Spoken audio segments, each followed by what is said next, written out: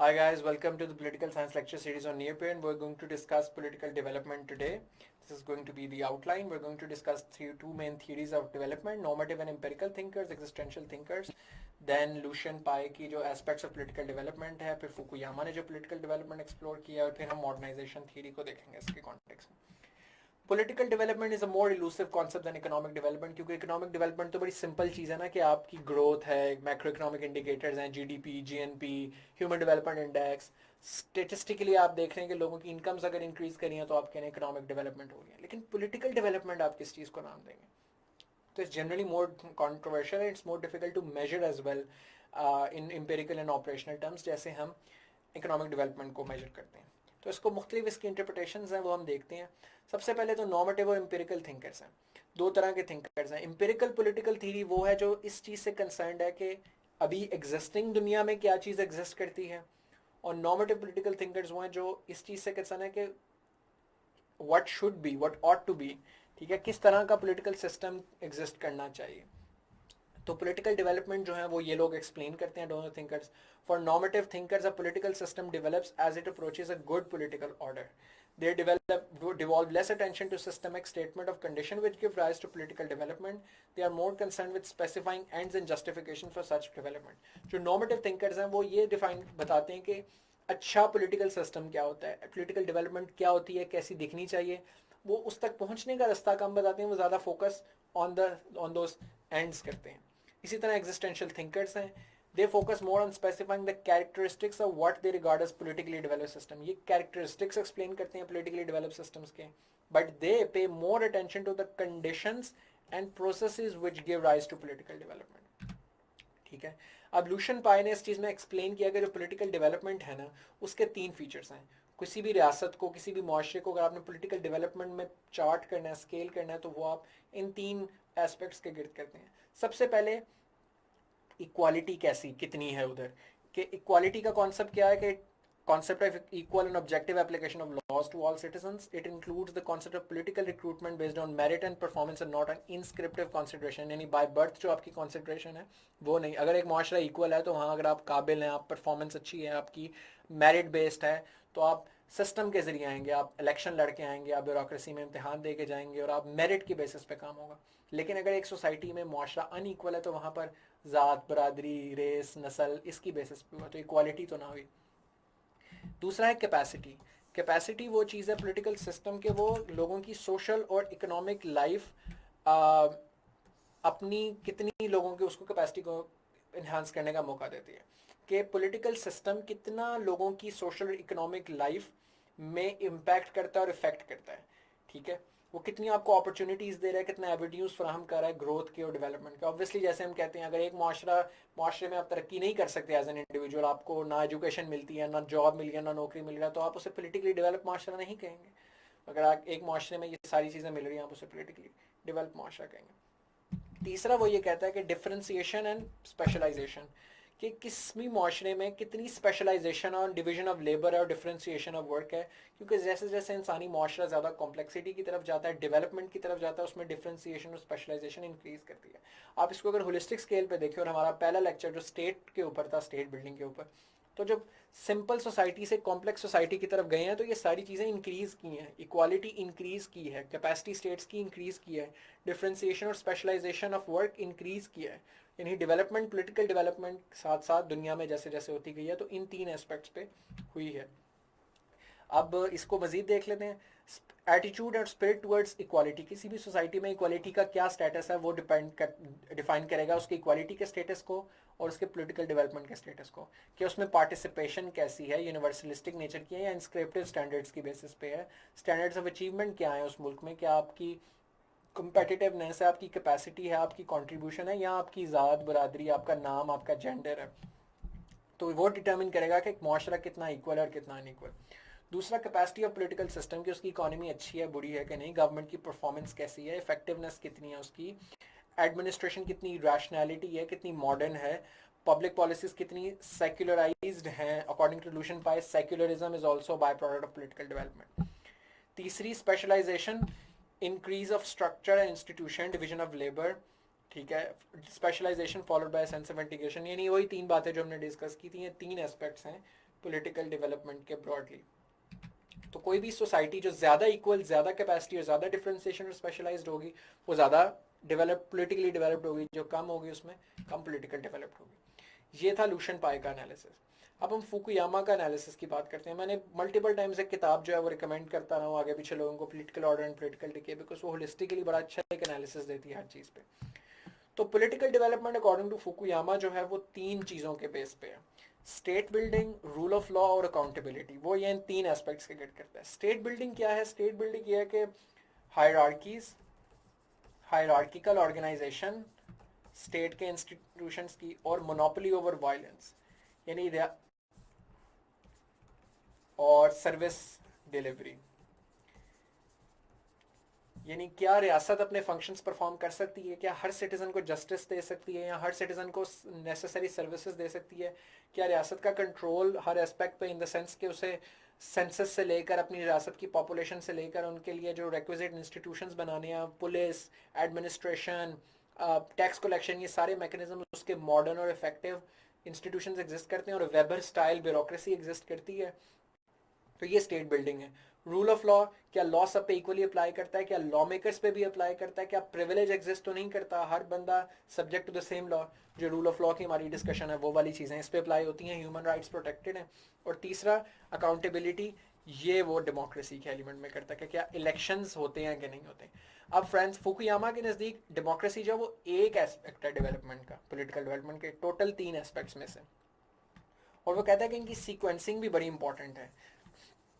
बकौल फुकुयामा ज़्यादातर ममालिक वो सक्सेसफुल हैं जिन्होंने सबसे पहले स्टेट बिल्डिंग की, और ये ज़्यादातर उन्होंने अथॉरिटेरियन टाइम्स में की, मोनार्किकल टाइम्स में की, वेस्टर्न लिबरल कंट्रीज़ की खास तौर पे। जैसे जर्मनी की प्रशन स्टेट के रूल के अंडर हुई। प्रशन स्टेट किसने अंडर? ऑटो वन बिस्मार्क के अंडर हुई, ठीक है। फ्रांस की नेपोलियन के अंडर के स्टेट के इंस्टीट्यूशंस उन्होंने बिल्ड किए। चाइनीज़ स्टेट के मतलब वो कहता है कि चाइना ने सबसे पहली स्टेट जो है क्रिएट की चिन डायनेस्टी के अंडर, ठीक है। ये बेशक आप पॉइंट्स आगे से लिख लीजिएगा, ठीक है। तो वो कहता है कि स्टेट बिल्डिंग सबसे पहले जिन रियासतों की हुई और उसके बाद रूल ऑफ लॉ आया और एंड पे डेमोक्रेसी आई, वो सबसे सक्सेसफुल हैं। वो कहता है कि ये वेस्टर्न लिबरल कंट्रीज़ की ये स्टोरी थी कि सबसे पहले स्टेट्स बनाई, फिर उन्होंने रूल ऑफ लॉ इंट्रोड्यूस करवाया आहिस्ता आहिस्ता, मैग्ना कार्टा, और वो जो याद होगा आपको ब्रिटिश पॉलिटिकल सिस्टम की पूरी डिस्कशन, कैसे लॉ आहिस्ता आहिस्ता इवॉल्व किया। और फिर एंड में डेमोक्रेसी पिछले 100-150 साल के अंदर, American revolution, Dutch revolution, French revolution के बाद इवेंचुअली आहिस्ता आहिस्ता डेमोक्रेसी और यूनिवर्सल इन्फ्रेंचाइजमेंट का आइडिया है।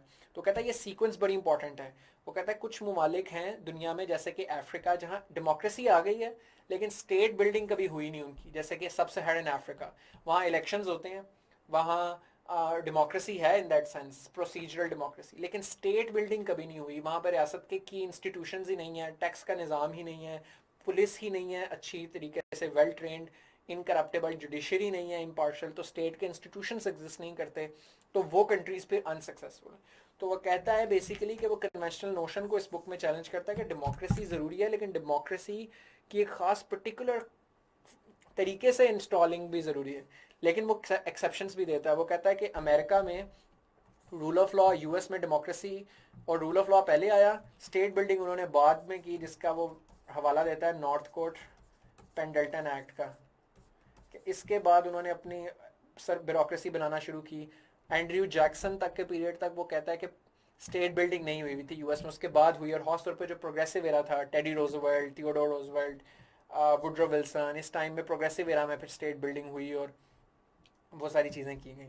बट ऑल इन ऑल ये 3 इंस्टीट्यूशन हैं जो पॉलिटिकल डेवलपमेंट को गाइड करते हैं: state building, rule of law, accountability, और इनकी सीक्वेंसिंग पॉलिटिकल डेवलपमेंट के कोर्स को गाइड करती है। इसके बाद वो कहता है एक नेचुरल प्रोसीजर है, जैसे जैसे किसी मुल्क के अंदर इकोनॉमिक ग्रोथ आती है तो इकोनॉमिक ग्रोथ से सोशल मोबिलाइजेशन होती है, यानी नए एक्टर्स जनरेट होते हैं, खासतौर पर मिडिल क्लास। वो मिडिल क्लास जो है, वो मिडिल क्लास फिर क्या करती है? डिमांड करती है space in the political system, और वो डिमांड फिर क्रिएट फुलफिल होती है डेमोक्रेसी की शक्ल में। तो वो ये चाइना के ऊपर भी अप्लाई करता है कि चाइना में इकोनॉमिक ग्रोथ हुई है, अब नई मिडिल क्लास है, ये इवेंचुअली चाइना में भी डेमोक्रेसी आएगी। और हमें नज़र आता है कि हांगकांग प्रोटेस्ट और ये सारा प्रोसेस वहाँ पर होता नज़र आ रहा है कि कैसे नए इकोनॉमिक एक्टर्स, जो नई मिडिल क्लास अफ्लुएंट क्लास होती है, वो फिर पोलिटिकल सिस्टम में अपनी स्पेस मांगती है। वो कहता है कि यूरोप भी इसी पाथ से गुजरा था। यूरोप ने स्टेट बिल्डिंग की, रूल ऑफ लॉ लेकर आया, जिसकी वजह से इकोनॉमिक ग्रोथ हुई। उस इकोनॉमिक ग्रोथ के नतीजे में सोशल मोबिलाइजेशन हुई। सोशल मोबिलाइजेशन में जैसे ओल्ड फ्यूडलिज्म का स्ट्रक्चर अपसाइड डाउन हो गया, नई ऑन्टरप्रेन्योरियल कैपिटलिस्ट क्लास आई, उसके नतीजे में फिर डेमोक्रेटिक स्ट्रगल शुरू हो गई और उसके नतीजे में डेमोक्रेसी हमारे सामने आती है। ठीक है, तो ये फुकुयामा का ब्रॉड एनालिसिस है पॉलिटिकल डेवलपमेंट में। फिर उसने चूंकि दो टर्म्स इसके अंदर यूज किए हैं, पॉलिटिकल ऑर्डर और पॉलिटिकल डिके। तो पॉलिटिकल ऑर्डर क्या होता है? पॉलिटिकल ऑर्डर उसके मुताबिक is the established rules of the game. वो पॉलिटिकल ऑर्डर रिलेशनशिप डिफाइन करता है उन तीन एस्पेक्ट्स के दरमियान, state, rule of law and democratic accountability में। जो बुरा पॉलिटिकल ऑर्डर होगा उसमें स्टेट बिल्डिंग नहीं होगी, रूल ऑफ लॉ नहीं होगा, अकाउंटेबिलिटी नहीं होगी। एक stable political order maintains a balance between the three components. According to Fukuyama, liberal democracies, excluding few who are not experiencing political decay,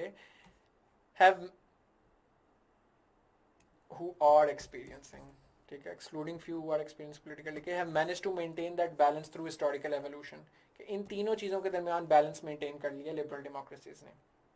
वो कह रहा है वो कहता है कि कोई भी न्यू पॉलिटिकल ऑर्डर हमने देखा है तारीखी तौर पर भी और आज भी, वो दो तरीकों से एस्टैब्लिश होता है। कि बिल्कुल नए अगर आपने पॉलिटिकल ऑर्डर इंस्टीट्यूट करना है, या तो कोई एक्सटर्नल शॉक हो जो कि एग्जिस्टिंग पॉलिटिकल इक्विलिब्रियम को चेंज कर दे, लाइक वॉर। जिस तरह वो कहता है वर्ल्ड वॉर 2 के बाद जर्मनी में पूरा फाशिज्म का निज़ाम खत्म हो गया और एक लिबरल निज़ाम आ गया, क्योंकि वॉर ने पूरा पुराना निज़ाम तोड़ के दरम बरम करके रख दिया। ठीक है, वर्ल्ड वॉर 2 ने ब्रॉडली यूरोप के अंदर पूरा किया। और दूसरा तरीका यह है कि internally large scale reform coalition create की जाए।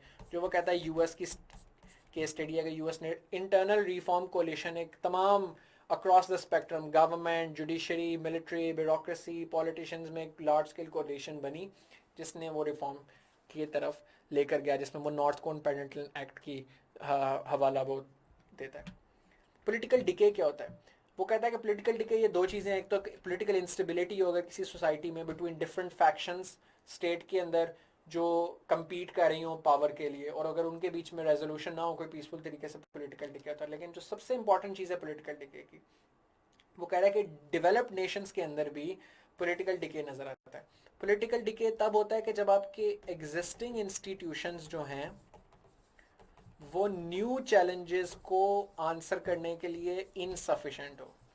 वो ये बड़ा अच्छा एनालिसिस के अंदर रहता है कि इंस्टीट्यूशंस जो हैं, पॉलिटिकल इंस्टीट्यूशंस, वो एक ख़ास वक्त और एक ख़ास ज़रूरत की पैदावार होते हैं, for particular time, for a particular need. मगर वो ज़रूरत और टाइम जब चेंज हो जाता है तो कभी कभी फिर पुराने वो वाले इंस्टीट्यूशंस नए दौर में उस तरह रेलिवेंट नहीं रहते। जिसमें वो जैसे गन कंट्रोल की मिसाल देता है कि सेकंड अमेंडमेंट का राइट यूएस कॉन्स्टिट्यूशन में इसलिए दिया गया ताकि अमेरिकन रेवोल्यूशन के टाइम पे यही मिलिशियास थे जिनको यूज़ करते हुए जॉर्ज वाशिंगटन ने फ्रीडम ली थी बरतानिया से। और उन्होंने ये राइट इसलिए रखा था ताकि रियासत कभी इतनी पावरफुल ना हो जाए जैसे बरतानिया की रियासत थी, कि वो ओप्रेस कर सके लोगों को, इसीलिए राइट टू बेयर आर्म्स होना चाहिए सेकंड अमेंडमेंट में उन्होंने रखा। लेकिन अब वो दौर चला गया है, कॉलोनियलिज्म का वक्त खत्म हो चुका है, यूनाइटेड स्टेट्स पिछले 250 साल से आज़ाद है, तो लोकल मिलिशियास की ज़रूरत नहीं है। तो राइट टू बेयर आर्म्स अब ज़्यादा नुकसान पहुंचाता है। मैस शूटिंग्स, गन स्कूल्स के अंदर shooting, automatic rifles, semi automatic rifles. लेकिन क्योंकि एक पुराना इंस्टीट्यूशन चला आ रहा है, वो यानी वो कॉन्स्टिट्यूशन के अंदर वो एक आर्टिकल एक इंस्टीट्यूशन के तौर पे सर्व कर रहा है कि उस आइन की वो शिक चली आ रही है, उसकी वजह से एक मौजूदा मसला एक पुराने निज़ाम की वजह से ख़राब हो रहा है सही होने की बजाय। तो इसे कहता है ये पॉलिटिकल डिके की एक मिसाल है। और क्या मिसाल है कि elite capture of the institutions, कि जो इंस्टीट्यूशन है उसमें एलीट कैप्चर हो जाए। जिस तरह के यूएस के तरह के लॉबीज बहुत ज़्यादा जो हैं वो पावरफुल हैं। National rifle association for instance gun control नहीं लगने देती।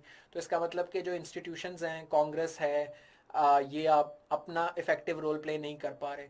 ये हमें डोनाल्ड ट्रंप की केस में इसकी सबसे बड़ी मैनिफेस्टेशन नज़र आती है। इस पर मैंने एक आर्टिकल भी लिखा था जो मैंने किसी और अपने लेक्चर में आपके साथ शेयर भी किया है, that how American political decay is being caused due to Congress, कि कांग्रेस अब अपना रोल प्ले नहीं कर पाती उस तरीके से जैसा वो डिज़ाइन थी करने को, because of the elite capture.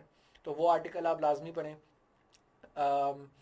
Institutional rigidity के इंस्टीट्यूशंस अपने आप को ग्रो नहीं कर पाते, इवॉल्व नहीं कर पाते। जिस टाइम से वो पहले जिस टाइम जोन में वो बने थे इंस्टीट्यूशन, उनको वक्त के साथ इवॉल्व करना होता है। और तीसरा पॉलिटिकल पोलराइजेशन, पॉलिटिक्स के ऊपर जो डिवीजन है, पार्टिजनशिप। इसके अलावा जो एक और बड़ी अच्छी थीरी है पॉलिटिकल डेवलपमेंट की, वो मॉडर्नाइजेशन थीरी है। ये ग्रैंड थीरी ऑफ डेवलपमेंट है। इस थीरी के मुताबिक तमाम सोसाइटीज़ एक खास मॉडर्नाइजेशन प्रोसेस में इंगेज करती हैं, जो कि बड़े डिफरेंट डेवलपमेंटल स्टेजेस से गुजरती हैं। सबसे पहले आपकी ट्रेडिशनल इकोनॉमीज़ होती हैं, जो कि एग्रीकल्चरल सोसाइटीज़ होती हैं। उसमें जब आप टेक्नोलॉजी या इंडस्ट्री वगैरह लगाते हैं, तो वो ट्रांजिशन करना शुरू करती है, टेक ऑफ करना शुरू करती है टू इंडस्ट्रियल सोसाइटी।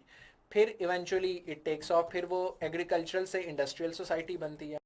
इंडस्ट्रियल से फिर वो ड्राइव टू मेच्योरिटी, वो सर्विसेज इकोनॉमी की तरफ जाना मूव करती है। फिर एज ऑफ हाई कंजम्पशन एक बड़ी consumerist society, services oriented economy बनती है। इवेंचुअली एक पोस्ट इंडस्ट्रियल सोसाइटी बनती है, ये इस रिसर्च पेपर के मुताबिक। This is the model that western countries generally followed. इसका स्टेजेस ऑफ ग्रोथ जो है ये रोस्टोव मॉडल है, ये मैं लिखना भूल गया। ठीक है, द ट्रेडिशनल सोसाइटी, ठीक है, based on subsistence farming, fishing, forestry and some mining, यानी पुरानी जिस तरह सोसाइटीज होंगी traditional society. Pre conditions for take off क्या है? Building infrastructure that is needed before development can take place, like transport network, money from farming, power supplies, communication. फिर take off, introduction and rapid growth, industrial revolution, manufacturing, better infrastructure, financial investment, cultural change. फिर drive to maturity, new ideas and technology improvement replace older industries, economic growth spreads throughout the country. फिर high mass consumption, people have more wealth and so buy more goods, and एक consumer society बनती है, welfare systems बनते हैं और trade expand करती है।